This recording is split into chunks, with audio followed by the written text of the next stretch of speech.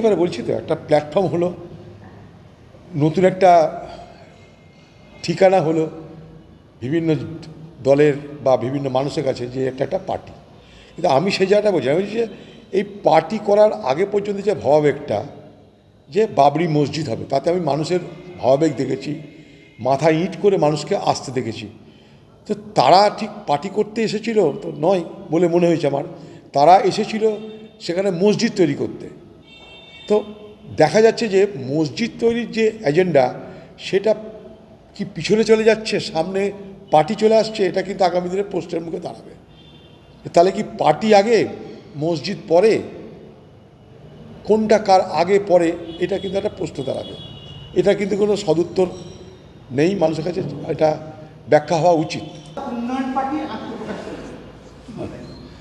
কিছু বলার নেই, কোনো পার্টি হতেই পারে ভারতবর্ষের সংবিধানে।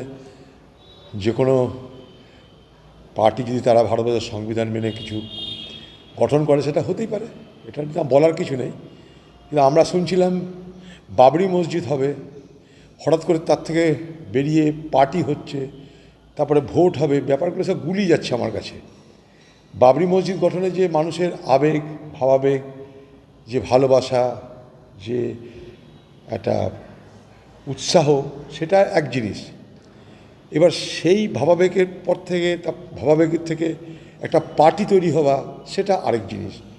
সেই পার্টির ভোটে যাওয়া আরেকটা জিনিস। তো বিষয়গুলো সব মিলিয়ে এখনও মানে কী উদ্দেশ্য, কেন কি, এগুলো নিয়ে কিন্তু প্রশ্ন আগামী দিনে কিন্তু তৈরি হবে।